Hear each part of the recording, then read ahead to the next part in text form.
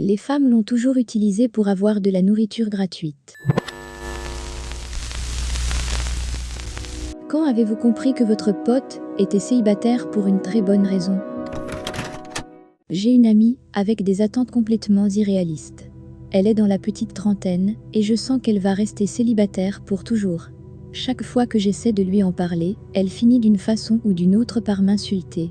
Elle dit des choses comme « je ne peux pas me ranger avec un homme que je n'aime pas comme vous » et d'autres trucs dans le genre. J'ai compris à quel point elle était immature et instable, et l'ai vue enchaîner les relations bizarres pendant que moi et notre groupe d'amis, nous nous sommes mariés à des hommes incroyables. Un mec gentil et attentionné. Il travaille dur et a une maison sympa et une voiture. Malheureusement, il ferait payer à chacune de ses copines pour tout ce qu'elles utilisent. Papier toilette, sa part de l'essence en allant au restaurant, ses propres repas, etc. Si elle se douche chez lui, elle devra lui donner $1 ou 2 pour l'eau. C'est complètement ridicule.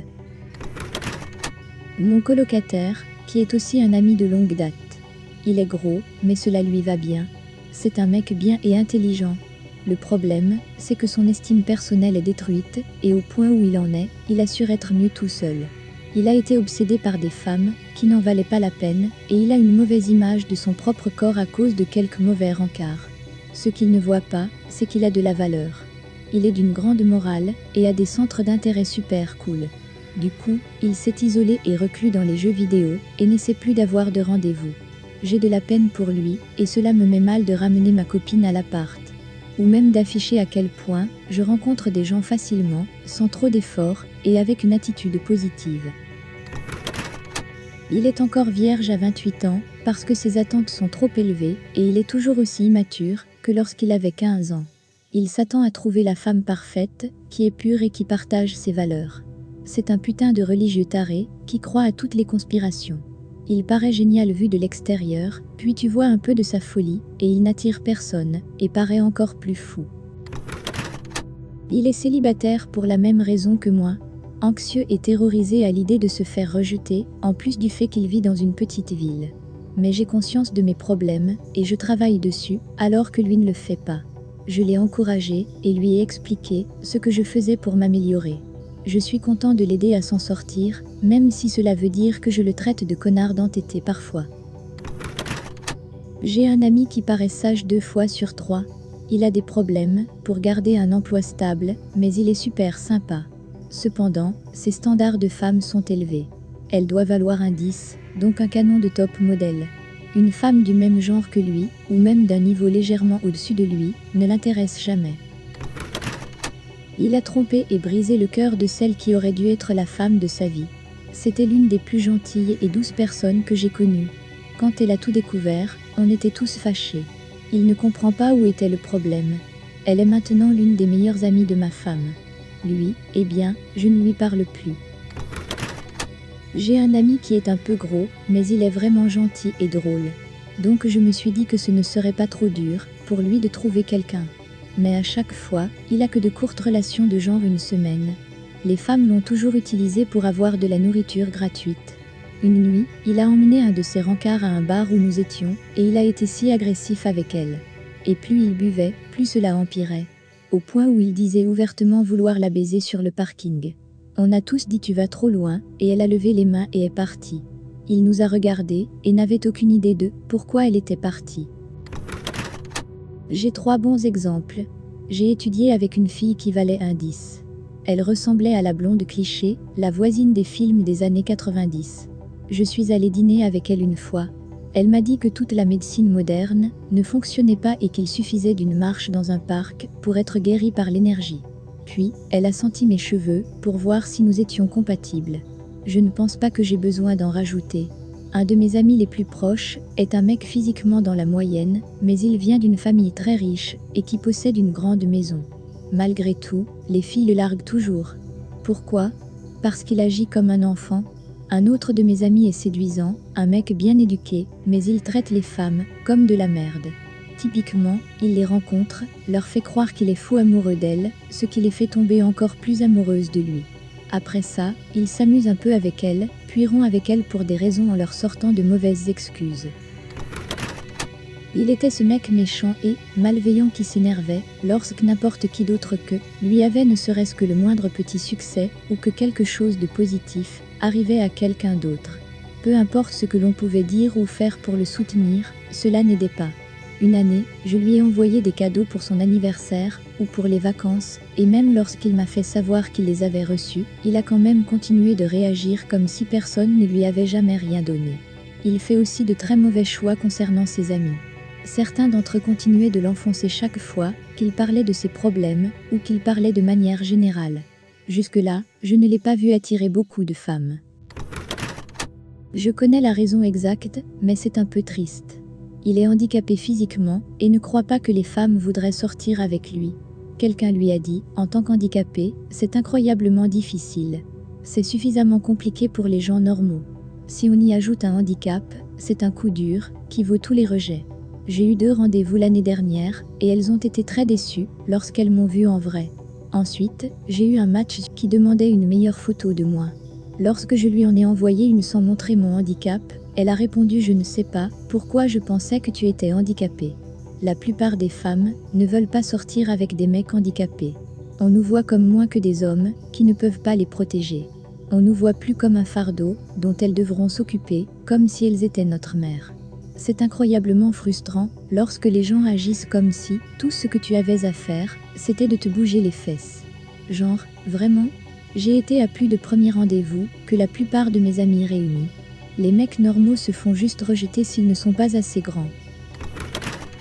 À la seconde même où il a eu une copine, il a changé. On était tous super heureux pour lui, parce que sa femme l'avait trompé, qu'ils avaient divorcé et qu'il était célibataire depuis des années. À la seconde où il a eu une copine, il s'est transformé en un connard manipulateur maniaque du contrôle. On était tous choqués, personne ne l'avait vu agir de cette façon. La relation n'a pas tenu, il est de nouveau célibataire. J'ai un ami de longue date qui est très séduisant et drôle et je ne comprenais jamais pourquoi il avait toujours eu que des coups d'un soir qui ne se transformaient jamais en relation. Jusqu'à ce qu'on voyage ensemble. J'ai donc découvert pourquoi. C'est une personne vraiment agaçante, obsédée du contrôle et autoritaire. Sûrement à cause de sa mère surprotectrice. Mais peu importe, j'adore ce mec. Un mec avait un copine donnée sur un plateau d'argent et cela n'a duré que quelques semaines. Même s'il était super intéressé par elle, il a rompu pour des raisons qui me sont inconnues. Il a dit qu'il ne voulait pas en parler parce qu'il lui avait brisé le cœur, etc. C'est juste un mec chelou avec des problèmes de gestion de la colère. Il ne veut jamais en parler et il se voit comme un mec avec beaucoup d'importance. Je suis l'ami célibataire. Je le suis parce que je n'ai pas essayé d'aller à un rencard depuis genre 10 ans. On me l'a proposé quelques fois. La pandémie a bien aidé. Je ne suis pas romantique et je suis heureux. Cela m'a pris du temps pour comprendre que je n'étais pas détraqué. Ça ne me pose pas de problème d'avoir des relations sexuelles et je les trouve plutôt sympas. Mais je n'ai pas tellement de ce qu'on appelle de sentiments amoureux. Les gens qui ne veulent pas de relations amoureuses sont aromantiques. C'est un prêtre catholique. Pendant des années, on a essayé de l'avoir pour savoir s'il était intéressé par les femmes, les hommes ou n'importe qui. Il s'avère qu'il est volontairement célibataire et d'après sa propre blague la seule femme dans sa vie est la Vierge Marie et c'est une relation platonique longue distance. Je méprise la religion, mais ce mec est un modèle absolu pour ce qui est d'être un prêtre dévoué à Dieu.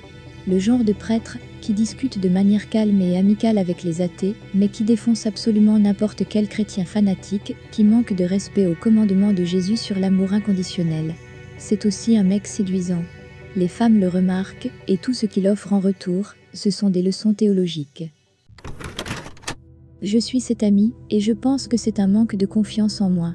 J'ai vu sur quelques posts que c'était vraiment rédhibitoire, mais je pense que c'est trop tard pour y faire quoi que ce soit. Je n'ai jamais eu de relation et n'ai pas la moindre idée de comment engager un truc pareil ou de ce que je ferais dans cette situation et je pense simplement que personne ne voudrait prendre le temps de me connaître ou m'apprendre tout ce qui est utile. J'ai aussi de l'angoisse sociale handicapante, ce qui n'aide pas. J'ai un pote qui est, je pense trop, respectueux. Il est d'extrême gauche, socialiste et woke. Mais je pense qu'il ne puise pas assez dans sa sexualité, je ne pense pas qu'il sache comment penser avec sa bite. Ce qui est dommage, parce qu'il n'y a pas grand-chose à regarder, honnêtement.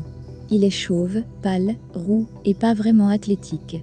Mais il est très intelligent, très appréciable, gentil, capable de très bien discuter, grand voyageur, et pas vraiment moche, simplement pas incroyable. Mais je suis sûre que son plus gros problème est son incapacité à être intime avec quelqu'un. Trop dans sa tête, trop moral. Probablement du genre à abandonner aussi. Je suis l'amie célibataire. Pendant ces 10 dernières années, j'ai été célibataire pendant 9 d'entre elles. Le fait est que ma confiance en moi a été tellement brisée pendant si longtemps que je ne suis pas certain qu'elle puisse revenir. Je vis tous les jours avec la peur existentielle que mon monde va s'effondrer lorsque je me réveille le matin. C'est comme assembler un château de cartes tous les jours et être paralysé par le fait que n'importe quelle mauvaise petite décision va faire s'effondrer tout ce truc avant que la journée ne se termine, et cela se répète tous les jours de ma vie d'adulte. Tous les jours, je marche sur une corde raide d'anxiété, de crainte, de peur et d'inquiétude constante. Je lutte pour dormir la moitié du temps et sors du lit le matin en ayant l'impression qu'il s'agit d'une énorme corvée, et je souhaite simplement que la journée se termine aussi vite qu'elle a commencé. La plupart du temps, je peux à peine prendre soin de moi et de ma santé mentale. Je vous assure que ma santé ne tient plus qu'à un fil. Aucune fille ne veut être coincée avec un loser de 35 ans enclin aux dépressions et qui est constamment triste. Et je ne veux être un fardeau pour personne, ce que j'ai eu tendance à faire auprès de tout le monde durant toute ma vie d'adulte. Je ne veux pas faire plonger quelqu'un dans mes troubles, ce ne serait pas juste pour eux. Et c'est définitivement une qualité peu séduisante chez quelqu'un d'être mentalement instable. Mon meilleur ami depuis 25 ans n'a eu aucune copine depuis que je le connais. Il m'a récemment laissé tomber, j'ai 41 ans et je suis une femme, en tant qu'amie, parce qu'il a toujours cru que l'on finirait ensemble. Il m'a sorti tous les trucs sympas qu'il avait fait pour moi, m'a menacé de me laisser seule dans une grande ville que je ne connaissais pas, après m'avoir dit qu'il me jetterait au crocodile s'il pouvait. Il était super énervé. C'est à ce moment-là que j'ai compris pourquoi il n'avait jamais eu de copine, et ce n'était pas à cause de moi. C'est parce que c'est un enfant maniaque du contrôle, et toujours en colère, et qu'il n'a jamais réglé ses problèmes d'enfance, qui sont très nombreux. Merci d'être resté jusqu'à la fin, n'hésitez pas à vous abonner et à aimer la vidéo si vous ne voulez pas rester célibataire.